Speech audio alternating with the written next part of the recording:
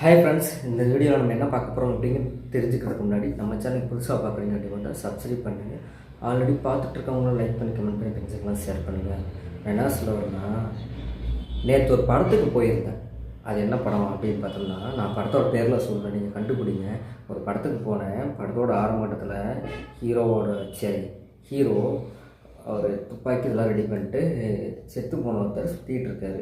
அதாவது வெளியே செத்து போனால் நம்ம போகிற ஒருத்தர் இவரோட சுற்றிட்டு இருக்காரு. அவர் பொண்ணு செத்து போயிட்டாங்க. அதை பழி வாங்குறதுக்காக அவர் நிறைய இடம் சுற்றிட்டு இருக்காரு. பட் இவராலும் பாதிக்கப்பட்ட ஒருத்தர் அடித்து ஒரு போலீஸ்கார் சஸ்பென்ஸ் ஆகணும் இவரை தேடிட்டு இருக்காரு. பட் இருந்தாலுமே கூட இந்த படத்தை வாழ்க்கையில் எப்படி சொல்கிறது தெரில. இவர் படமெல்லாம் நான் பார்த்துருக்கேன், நல்லா இருக்கும். பட் இருந்தாலும் இந்த படத்துக்கு போகலாம் அப்படிங்கிறதுக்காக போய் பார்த்து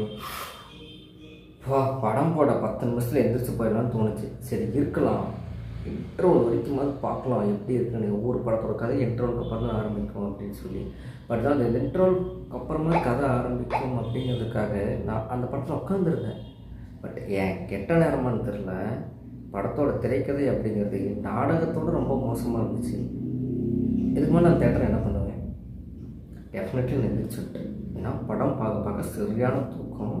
பட் இருந்தாலும் இவரெல்லாம் ஒரு பெரிய நடிகரை படுத்த விளையாட நடிக்கிறாரா, என்னடா இப்படி ஆயிடுச்சு அப்படிங்கிற மாதிரி எனக்கு ஃபீல் ஆச்சு. எனக்கு படம் அந்தளவுக்கு வித்தபுள் இல்லை, ஒரு மொக்க படங்க. இதுக்கெல்லாம் எக்ஸ்பெக்டேஷன் நிறையா பண்ணாங்க. ஜெயா டிவியில் ப்ரமோஷன்ஸ் பண்ணாங்க. நான் என்ன சொல்கிறேன்னு தெரில.